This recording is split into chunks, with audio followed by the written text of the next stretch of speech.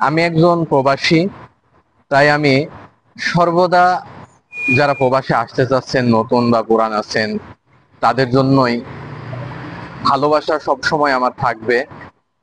যারা নতুন আপনারা আসতে যাচ্ছেন, আমি তাদেরকে বলবো আপনারা যে কোনো একটা কাজ শিখে আসুন। সেটা হতে পারে ইলেকট্রিশিয়ান বা প্লাম্বার বা রঙের কাজ বা টাইলসের কাজ বা রাজমিস্ত্রি বলেন, কাঠমিস্ত্রি বলেন, যে কোনো কাজ আপনারা শিখে আসুন। বর্তমান প্রবাসে এতটাই কাজের সমস্যা, শুধু মিডল ইস্ট না, শুধু মধ্যপ্রাচ্য না, সব জায়গায়, পৃথিবীর সব জায়গায় বর্তমান কাজের সমস্যা। দক্ষ মানুষ ছাড়া কাজে কোনো কোম্পানি বা ছোট মালিকাধীন যেগুলো কোম্পানি বা বিভিন্ন হোটেল রেস্তোরাঁ আছে, সেগুলো তো নিতে চাচ্ছে না। কারণ তারা অদক্ষ লোকদের যে বেতন দিবে, দক্ষ লোক সেই বেতনেই পাবে, বা হয়তো সামান্য কিছু টাকা কম বেশি হতে পারে।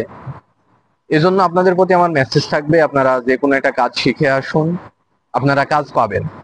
অনেক প্রবাসী আছে, তারা আসার পরে কাজ পায় না, 2 মাস 6 মাস কাজ পায় না। এই তো রিসেন্টলি একটা মানুষ মারা গেল মক্কায়। কেন মারা যাচ্ছে ভাই? কেন কাজ পাচ্ছে না? কেন ওভার ব্রিজের নিচে ঘুমাচ্ছে আজকে প্রবাসীরা? শুধুমাত্র অদক্ষ হওয়ার কারণে। আমাদের দক্ষ হয়ে আসতে হবে, তাহলে আমাদের মূল্য থাকবে।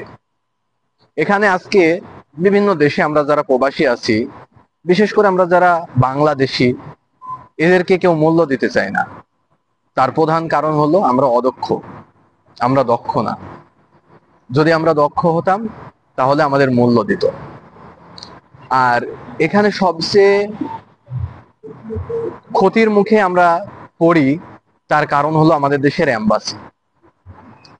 আমাদের দেশের এম্বাসি মোটেও ভালো না। যদিও আমি বাংলাদেশি, তবুও আমি বলছি যে আমাদের দেশের এম্বাসি অনেক উন্নত হতে হবে। আমাদের দেশ উন্নত হচ্ছে, কিন্তু এম্বাসি উন্নত হচ্ছে না। এম্বাসি সেই আগের জায়গায় আছে। একটা মানুষ প্রবাসে মারা গেলে 6 মাস 1 বছর লেগে যায় সেই লাশটা দেশে যেতে। কেন ভাই? আমরা এদেশে আসি, আমরা পরিশ্রম করি, আমরা দেশে টাকা পাঠাই, আমাদের রেমিটেন্সের যে পার্সেন্টেজ দেশ পায়, সেটা দিয়ে দেশ সচল থাকে। এই তো করোনার ভেতরে যখন সারা বিশ্ব হাহাকারের মাঝে, তখন বাংলাদেশ কিন্তু অতটা হাহাকার পায়নি। একমাত্র কারণ এই প্রবাসীদের রেমিটেন্স। প্রবাসীদের রেমিটেন্স যদি বন্ধ হয়ে যায়, আমি বিশ্বাস করি দেশে 80% দুর্ভিক্ষ চলে আসবে। তাহলে আমাদের প্রবাসীদের কেন এত অবহেলা? এম্বাসি থেকে কেন এত অবহেলা?